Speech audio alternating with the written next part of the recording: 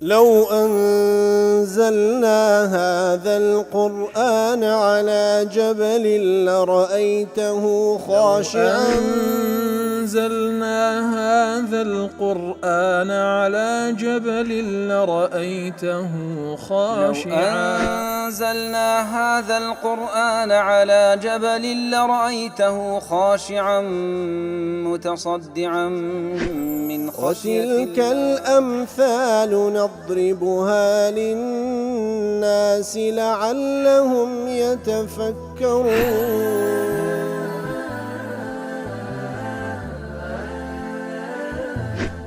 الحمد لله والصلاة والسلام على رسول الله وعلى آله وصحبه ومن والاه. السلام عليكم ورحمة الله. برزان خوش حالم لواني 576 لواني كاين تفسير القرآن بيروز بيمو خزمتان ومن بس رزامن رب العالمين وهي وادارم إوي آزي السودي لور بقرن. أعوذ بالله من الشيطان الرجيم. بسم الله الرحمن الرحيم. ولو جعلناه ملكا لجعلناه رجلا وللبسنا عليهم ما يلبسون.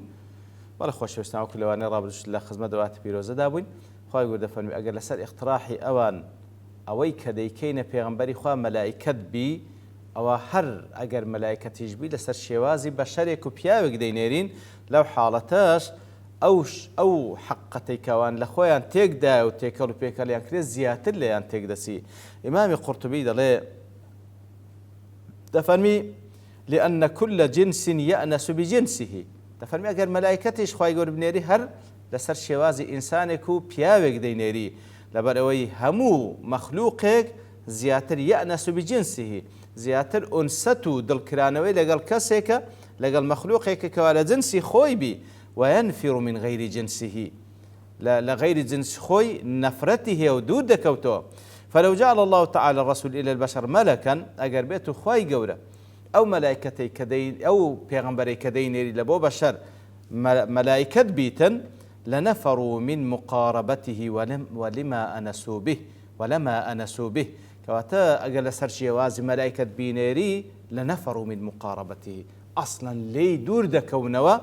وهروها أنستيان بيو ناقري وضليان ناكرت والله للاي ولداخلهم من الرعب من كلامه والاتقاء له وهروها ترسق للضليان دروز دبيلا لو يكوا لي نزيق ببنوا ولي وربقرن ما يكفهم عن كلامه ويمنعهم عن سؤاله. لو حالتي أصلا ده ترسين لي نزيق بنو ترسين لي برسيار بكن كواتا هيز مصلحتك من النادني ملائكتك لبو بشر تاوكو لي فير ببن. ولو نقله عن صورة الملائكة إلى مثل صورتهم أو أقر لسشيوي خوي بيناري أو ناتوان تحمل بينيني بكن ياخد ليدة ترسين لي نزيق ببنو نزور أدنى كان قصيدة قلبكن أو كاتا فيري شريعة دين كينابن. وأقر خواي قورة سبحانه وتعالى كواد الزاني سبحانه وتعالى أو إنسان ناتوان تعامل لقل غيري خوي بكاتن لملائكت لو حالتي لسر شوازي بياويك بينيري تاوكو أوان بتوانن مؤانسو لقلي بجين لقالوا لست ملكا لو حالتش بيدن أتو ملائكتني بلكو أتو بشري دیسانش ئەو تێکەڵ و پێکەڵیەکەوە ئەوان دروستیان کردە دروست دەبیتەوە ئەو ئیشکالاتێکە ئەوان دروستیان کردێ دیسان دروست دەبیتەوە. کاتە لەو ئاەتە بەیان لرحمته تعالى بخلقه کاتە ئەو ئاەتە بەڕاستی بەیانی ڕەحمەتی خۆی دەکا بە مەخلوقاتەکان وهو أنه يرسل إلى كل صنف من الخلائق رسلا منهم. سنەتی خوای گەورە وایە لە هەر صنفێک لە بۆ مەخلوقات لە جنسی خۆیان دەنێری وەکو رسول پیامنر ليدعو بعضهم بعضا تاوكو هل خودي خويان ببانجامكا لبوريغي راس وليمكن بعضهم أن ينتفع ببعض في المخاطبة والسؤال تاوكو سوديج ليكتر ورقن أقل جنس خويان بن دتوانن قصيدة قلبكن برسياري ليبكن لو يخواي قلوكو من نتيك لسورة آل عمران دفرمي لقد من الله على المؤمنين إذ بعث فيهم رسولا من أنفسهم. خواهي يقول من نتي كدر سر إيمان داران كاتكوا نيردراوي چي ناردية لجنسي خوايانا كوا بشرة من نتا للعين رحمتي خوايا سبحانه وتعالى كوا بيغمبري لجنسي خوي ناردية. وهروها لسورة الإسراج دفرمي قل لو كان في الأرض ملائكة يمشون مطمئنين لنزلنا عليهم من السماء ملكا رسول أجر بيتو لسر روي زوي ملائكتي بجيابانا بمطمئني وكو بشر دجي أولا آسمان وعين ملائكتك مان دنال لبوان وكو بيغمبر ئیتر بەو دوو جوابەی کە لەو ئاتە و لە ئات پێشووتر کە خوای گەورە جوابی اقتراحی ئەوان دەداتەوە کە ئەوان اقتراحیان دەکرد مەلایکەت بێتە خوارێ خوای گەورە فەرمان ئەسڵەن ئەگەر مەلایکەت بێت خوار ئیمان پێنێن تووشی عەزاب دێت مەلایکەت بێتە خوارێ بە هەمان شێوە ئەوان دیسە با بڵێن ئیشکالیان لێ دروست دەبیت کەوا ناتوان بە هەیئەتی خۆی تەعامل لەگەڵ بکەن و لەسەر شێوەی پیاژ بن دیسان ئیشکال دروست دەکەنەوە ئیتر خوای گەورە بەو دوو جوابە جوابی اقتراحەکەی ئەوان دەداتەوە و هەروەها هەموو ئەو گومان و شوبهاتانی ئەوان درستی دەکەن خوای گەورە بەتاڵی دەکاتەوە و حکمت بەیان دەکات لەبەرچی خوای گەورە پێغەمبەری لە جنسی خۆمان ناردیە وەکو لە جێگای کتێبەکە وما ئەرسەلنا من قبلك إلا رجالا نوحي إليهم لە پێشە توش یا رسول الله صلى الله عليه وسلم هەر پێغەمبەرێک کە ناردبمان إلا رجالا نوحي إليهم بەشەر بووینەوە پیاو بووینە کەوا ناردیتمان لە بۆ ئومەتەکەی اینجا لە پاشەوە خوای گەورە دڵنەوایی پێغەمبەر دەکات صلى الله عليه وسلم لەو ئێش و ئازارەی کەوا بەدەستی قەومەکەی دەیچێژی وەکو دەفەرمی ولقد استهزئ برسل من قبلك کەواتە بەلامی تەوکیدی قەسەمی بە قەدی تەحقیق بە پێغەمبەرانی پێشی توش ئیستهزا کرا گاڵتەیان پێکرا ناو قەومەکان فحاق بالذين سخروا منهم ما كانوا بيستهزئون ئیتر لە نەتیجەدا لە نەتیجەی ئیستهزا و گاڵتەکردن بە پێغەمبەران عەلەیهیمۇ الصلاة والسلام نەتیجەکەی ئەو عەزابەیان هاتە سەری بەو حەقیقەتەی کەوان ئیستهزایان پێ دەکرد کە بریتی بوون لەو حەقەی کەوا لەلایەن پێغەمبەران و لەوێن هاتیە ئیتر وەکو زانان بەو شێوەی لێشت دەنەوە لا تحزن يا محمد صلى الله عليه وسلم خفت مخو يا محمد صلى الله عليه وسلم لما أصابك من قومك لو إيش آزارك بدست قومك دي تشيجي فإن من شأن الدعاة إلى الحق المجاهدين في سبيله بروي سنة خواي قولوا أواني كدعوة لبو أو حق دكن أواني جهاد دكن لبينا رب العالمين أن ينالهم الأذى من أعدائهم توشي إيش آزار ببن بدست دجمنكانيان ولقد أوذي من سبقك من الرسل الكرام لپیش توش پیغمبرانی بەڕێز ئەینی ئەزیەت دران بەدەست قەومەکانیان وسەخر الساخرون منهم ئەوانەی کەوا گاڵتەجارن گاڵتەیان بە پێغەمبەران دەکەن عەلەیهیمۇ الصلاة والسلام فصبروا على ذلك بەڵام پێغەمبەران سەبریان لەسەر ئەو ئێش و ئازارە گر وجاءهم في النهاية نصرنا الذي وعدناهم به لە کۆتاییشدا دائما نەسرەتی خوا سبحانه وتعالى هاتێ بۆ پێغەمبەران عەلەیهیمۇ الصلاة والسلام کە وعدەیان پێدرا بوو أما أعداؤهم الذين استهزأوا بهم بالنسبة دجمنا كان شانكو استهزاء ببيغمبران كرديا فقد أخذناهم أخذ عزيز مقتدر أو أخوي قلت فرمي أوان من بردنا وبعذابك للان خواي شي زور بتوانا وبد الصلاة فكلا أخذنا بذنب إتر هل يقلوان بشوازك لنوعي أو قناه تاوانا الكأوان ديان كرد خواي قول أواني بردو إيواه أبو بابايق لنا يبردن إيواه باشی تند بێرانی کرد وڵاتەکانن ئیوا دەنگێکی گەورە ئیوا هەبوو خوای گەورە زەوی لە ژێرپێیان خەسف کرد ئیوا هەیە خوای گەورە غەرقی کردن ئیتر لە نەتیجەشدا وما كان الله ليظلمهم ولكن كانوا أنفسهم يظلمون خوای گەورە زوڵمی لە کەس نەکردێ لەوانی کە ناوی بردین بەڵکو بە خۆیان زوڵم لە خۆیان دەکەن بەڵکو ئیتر ئاەتەکە دڵنەواییە لە بۆ پێغەمبەر صلی الله عليه وسلم وهروها لبو همو شوين كوتواني پیغمبر عليه الصلاة والسلام كوا بنسبة پیغمبران بو شوي كسانش بباور او شتانيان كرديا وهروها لبو اوي كوا مجدد ليبي بوي عاقبتي ساك هر لقل پیغمبران عليه الصلاة والسلام لقل اتباعي پیغمبران وهروها دجمنانش هموي رسوا دبن ولقد استهزئ برسل من قبلك الاستهزاء بالشيء الاستهانة به استهزاء واتا استهانة بيكردن بتساوي كم تماشا كردن سكاتي بيكردن والاستهزاء بالشخص احتقاره وعدم الاهتمام بأمره كوات استهزاء بشخصك بكي كوا سكاتي بيبكي بتساوي كم تماشا بكي جرنجي بو حقين ديك أو بيتي بەڵێ ئەو جەوکو دەفە وەلەقەد استهزئ برسل من قبلك بە نەکیرە هێنایتەوە واتە چەندین پێغەمبەر لە پێشەتوو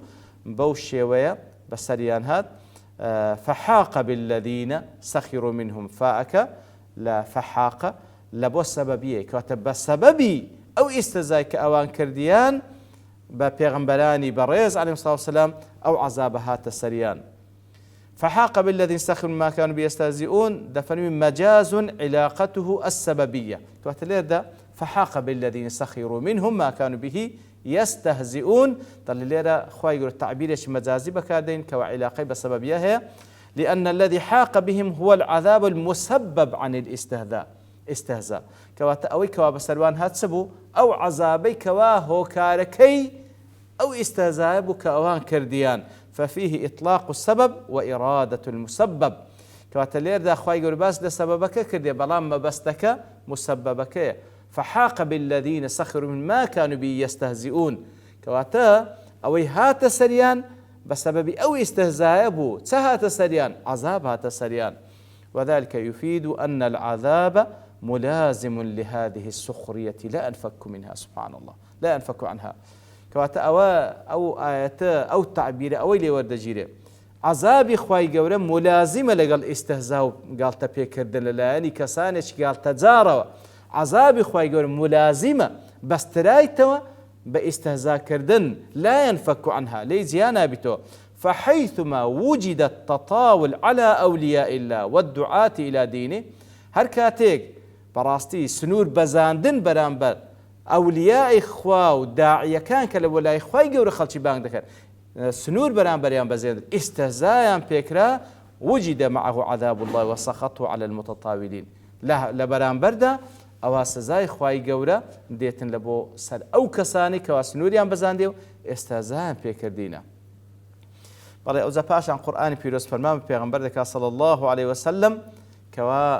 ئەو کەسانی کە بێ باوەڕن با بڕۆن لەسەر ڕووی زەوی تاوەکو پند و ئامۆژگاری وەربگرن لە ئاسار و شوێنەواری ئەوانەی پێشووی خۆیان وەکو دەفەرمی قل سیروا في الأرض پێیان بڵێ بابرون لسروي زوي ثم انظروا باشان تماشاب كان كيف كان عاقبة المكذبين باشان تماشاب كان عاقبة سرنزامي كساني كوا پیغمبرانيان بدروزانيا عاقبتيان بچين درجيش أي قل يا محمد لأولئك المكذبين لك المستهزئين بدعوتك كواتا يا رسول الله صلى الله عليه وسلم بو كسان بلي كوا پیغمبراتك دو بدرو دزانن استهزاء بدعوه بانقوازك الدكان لا تغتروا بما أنتم فيه من قوة وجاه مغرور مبن بو قوة وجاه مكان استاهيتان فإن ذلك لا دوام له ساك بزان لبو كسبر دوام نبو تاوكل لبو قبر دوام بي وسيروا في فجاج الأرض بقرين بصورين لسروي زوي ياخذ لا بركان تاريخ بخين نوا متدبرين متأملين فندو آموجاري وربقرن بيريان لبكنوا فسترون بأعينكم آثار أقوام كانوا أشد منكم قوة وأكثر جمعا بس هاي خوتان دبينن آثار شوينواري كسانك لنقو بقوة تربون وهلها عدد جماران لنقو زياد تربون ولكن ذلك لم يمنع وقوع العذاب بهم بلام أو قوة دا صلاة عدد زوريان نبو مانعك لعذاب خواي قول بيان جيريتوا حيث بدلوا نعمة الله كفرا كاتك وبرامبر بنازو نعمة إخوة كفريان كالكوابري تلب ناردني بيغمران قورترين نعمة لبو أمتكان أم برامبر بو نعمة كفريان كر محاربي بيغمبران إخوة ودعاة دين إخوان كر لنتيجة دا إخوة قورا لناي بردن تتمشاذك إلا قرآن بيروز لتسندين زيقا هان مان ددا وياخد بشريت هان ددا كوا بير بكنا ولا مصير وتسارنوس أقوى مكاني بيشوتر تا وكو بندو آموجاريان لي ورقرن وكلا سورة هود فرمي ذلك من أنباء القرى نقصه عليك أو التمشاكل أخباري قوم كان بيشوتر لود باز دكين منها قائم وحصيد يتر إيواها آثار الشنواري لي بزيما إيواها همو يتفرتون أبوا حتى لا باس قوم لوط دفن وإنكم لتمرون عليهم مصبحين وبالليل أفلا تعقلون لسورة الصافات تمشاكن لآثار الشنواريا كوا والله أعلم لبحر الميتة تمشابك كوا جيغاو آثار الشنواريا وكو زياتر موجهة لبو قريش كان أنقو بس بينان بإيواران بلاي ئەو منطقەی ئەوان تێدا بوون و کاول بووە پند و ئامۆژگاری وەرناگرن. کەواتە لێرەدا دەفەرمی خوای گەورە فەرمان بە پێغەمبەرەکە صلی الله علیه وسلم کەوا پێیان بڵێ بڕۆن لەسەر ڕووی زەوی تاوەکو پند و ئامۆژگاری وەربگرن لأنهم كانوا يستهزئون به صلى الله عليه وسلم فكانت مخاطبة منه لهم من قبيل النصيحة والتحذير. فاتبروا أن استهزاء بپیغمبرك صلى الله عليه وسلم خواهي قوز دفرمي ونصيحة يامك بپند و آموزگاري وربگرن. فاتبروا وليس المراد مجرد النظر في قوله ثم انظروا بل المراد من التفكر والتدبر. كواتا ثم انظروا معنى أولية تنها تماشابكا تماشابكا تاوكو پند و آموزگاري وربگرن. ئیتر ئەو بیرکردنەوە ئەو تەماشاکردنە دەبی تەمای ئەوەی کەوازیاتر ئینسان ڕێگای ڕاست ببینیتەوە پند و ئامۆژگەر لەوانەی پاشووی خۆی لە پێشووی خۆی وەربگریتن. لە زومەخشەری دەڵێ لە هەندێک جێیان خوای گەورە سوبحانەهو وتەعالا دەفەرمی فەنظوروا لێرە دەفەرمی ثم انظروا دەفەرمی با بڵێن فەرقەکەی چییە دەفەرمی جعل النظر مسببا عن السير في قوله فانظروا کەواتە کاتێک کە فەرمی فانظروا فسيروا في الأرض فانظروا دەفەرمی لەو حاڵەتەی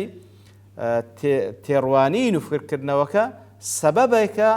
مسببێکە واتە نەتیجەی ڕۆیشتن ئەو جاوەنگۆ فکر بکەنەوە کەواتە قل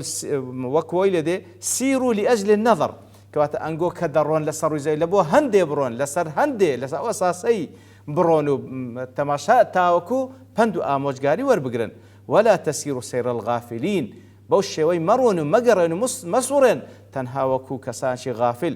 بەڵام کاتێک دەفەرمێت ثم انظروا فمعناه إباحة السير في الأرض للتجارة وغيرها من المنافع وإيجاب النظر في آثار الهالكين. كواتا بەڵام کات فەرمی ثم انظروا کەواتە ئەسڵەن مباحە ئەتو لەسەر ڕووی زەوی بسوڕێ و لە بۆ تیجارەت بی لە بۆ سیاحەت بی بەڵام لەگەڵ ئەوەش لە بۆ ئەوەی کەوا پند و ئامۆژگاری لێ وەربگری. چاوەکو زانان دەفەرمون کە لێرە ثم بەکار هاتیە لە بۆ ئەوەی کەوا بڵێن کەوا ئەو دوو ڕۆیشتن لەسەر ڕووی زەوی لە بۆ تیجارەت لە بۆ سیاحەت شتێکی مباحە بەڵام ثم انظروا بەو چاوەی تەماشاکردن تاوەکو پند و ئامۆژگاری وەربگری ئەوە واجیبە کەواتە ئەوە وەسیلەیەکە لە بۆ ئەو واجیبێ ئەسڵ وایە ئەو وەسیلەیە لە بۆ واجب خۆی بەکارمێننەوە بە غەفلەتەوە بەبێ ئاگاییەوە ئەو هەموو جێگای دەگەڕێ و دەسوڕێ بەبێ پند و ئامۆژگاری لێ وەربگری. والله أعلم وصلى الله وسلم على نبينا محمد وعلى آله وصحبه أجمعين وآخر دعوانا الحمد لله رب العالمين. لو أنزلنا هذا القرآن على جبل لرأيته خاشعا أنزلنا هذا القرآن على جبل لرأيته خاشعا أنزلنا هذا القرآن على جبل لرأيته خاشعا متصدعا من خشية الله. وتلك الأمثال نضربها للناس لعلهم يتفكرون.